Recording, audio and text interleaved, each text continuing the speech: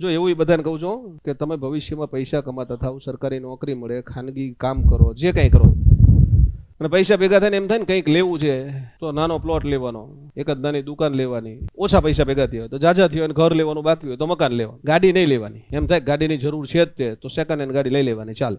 ગાડી ગાડી જ કહેવાય. ગાડી એટલા માટે નહીં લેવાની, પહેલા પાર્કિંગ લેવું પડે પછી જ ગાડી લેવાય. એટલે તમારી માલિકીનું પાર્કિંગ હોય ને પછી તમે ગાડી લો ને તો કોઈ ચિંતા નહીં. બીકોઝ તમે ગાડી લેશો ને તો હું તમને લોજિકલી સમજાવું. માની લો કે કોઈ કે 10 લાખ રૂપિયાની ગાડી લીધી, તમે હપ્તે જ લો ગાડી, એટલે 10 લાખ રૂપિયાની ગાડી જે દિવસે હપ્તા પૂરા થાય ને તે દિવસે આપણે 13 લાખ રૂપિયા પડે. વ્યાજ સાથે ભરો ને તમે 13 લાખ 14 લાખ રૂપિયા પડે. 4 વર્ષે 5 વર્ષે હપ્તા પૂરા થાય પછી વેચવા કાઢો ને એટલે એના 5 લાખ રૂપિયા આવે. એટલે 13 લાખની ગાડી કેટલાની થઈ ગઈ? 5 લાખની. પણ એની બદલે તમે મકાન લઈ લીધું, માની લો બીજું થોડુંક દેવું કરવું પડ્યું, તકલીફ પડે આપણને થોડી, પણ તમે 13 લાખની બદલે 30 લાખનું મકાન લઈ લીધું. હપ્તા જ ભરવાના છે પણ આમાં 25 વર્ષના હપ્તા, 30 વર્ષ સુધી હપ્તા ભરવા દે તો 30 વર્ષના હપ્તા કરાય. એટલે આમાં ભરતા તેવો જ હપ્તો ભરવાનો, હપ્તો બહુ મોટો ભરવાનો ના થાય. એટલી રકમનો. તમે ક્યાંક મકાનમાં ભાડે રહેતા જ હોય ને તો ભાડાના મકાનનું ભાડું ભરતા એને બદલે આનો હપ્તો ભરીએ અને એ 25 વર્ષ પછી આ 30 લાખનું મકાન છે ને એ 1 કરોડ ને 30 લાખ રૂપિયાનું થાય. એટલે આમાં પ્રોફિટ થાય, ઉપર તો પૈસા નાખવાના જ થાય. એટલે ગાડી ના લેવાય. ગાડી લેવાય ક્યારે લેવાય? જ્યારે પાર્કિંગ પોતાનું હોય, તમારું ઘરનું ઘર તમારી પાસે હોય તો તમારે સીધી ગાડી લેવા જવાય તો કોઈ વાંધો નથી. પણ ઘરનું ઘર લેવાનું બાકી હોય